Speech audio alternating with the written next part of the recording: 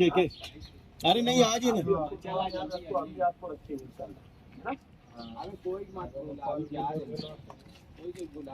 गाड़ी में डाल दिए गाड़ी में डाल दिए। अब धुलिया पहुंचो कैसे आए कि ना धुलिया पहुंचो। हाँ धुलिया पहुंचो डायरेक्ट। तुम लोग आगे भाई एक काम करो, उनको कपड़े की जरूरत नहीं है। कपड़ा छोड़ दो, कपड़े की जरूरत नहीं है अभी, अपनों को अच्छे की जरूरत है। बंद करो क्या? हाँ बंद कर दे।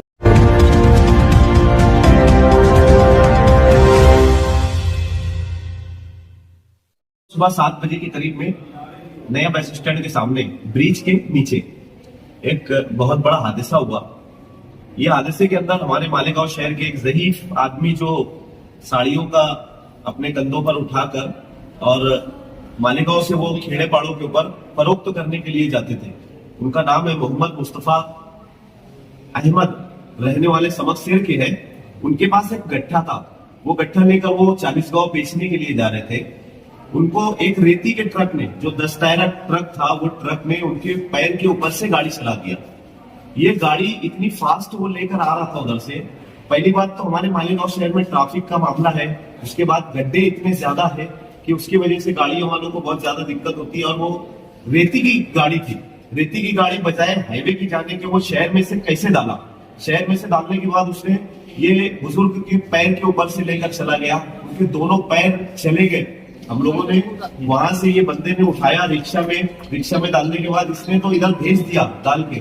हम लोगों को कॉल करके ये गाड़ी के पीछे गया, बाकायदा गाड़ी को ये आदमी ने पकड़ा। वहां जाने के बाद अल्हम्दुलिल्लाह वो गाड़ी को पकड़कर हमारे शाबान भाई और ये भाई ने वहां पर हम लोगों ने सिटी पुलिस स्टेशन में गाड़ी जमा करवाई और इनको लाकर अभी सिविल हॉस्पिटल में रखा। सिविल हॉस्पिटल में उनकी दोनों टांग पैर के नीचे से चली गई है। 108 गाड़ी एम्बुलेंस को हम लोगों ने कॉल किया, अभी यहाँ से धुलिया हम लोग रेफर कर रहे हैं।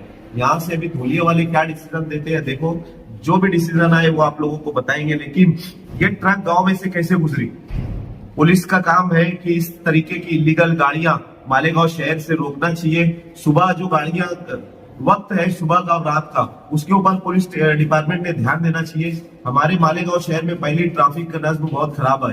कल एक हादसा हुआ जिसमें एक बच्चे की जान चली गई। वो बच्चा 16 साल का था, उसके घर में कमाने वाला कोई नहीं था, यतीम था बच्चा, उसके वालिद का इंतकाल हो चुका था और वो 16 साल की उम्र में गैरेज का काम करने निकला था। अपने भाइयों का, अपनी बहनों का, अपनी वालदा का पेट पाला करता था। कल उसकी जान चली गई। अभी ये हमारे मालेगांव शहर में दिन ब दिन हादसा बढ़ते जा रहे हैं। गड्ढों की वजह से आए दिन छोटे मोटे हादसा होते रहते हैं गाँव में, जो आप लोगों के सामने नहीं आ पाते। ये गड्ढों की वजह से, ट्रैफिक की वजह से और अतिक्रमण की वजह से इतनी सारी दिक्कतें मालेगांव शहर के अंदर आ रही है।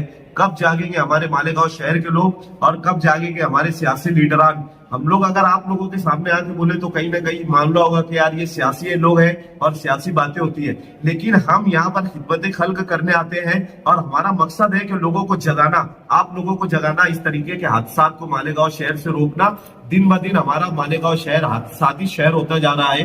तो हमारी आप लोगों के चैनल के जरिए ये गुजारिश है कि आप अपने चैनल के माध्यम से मालेगांव शहर के लीडरान को जगाएं। शुक्रिया।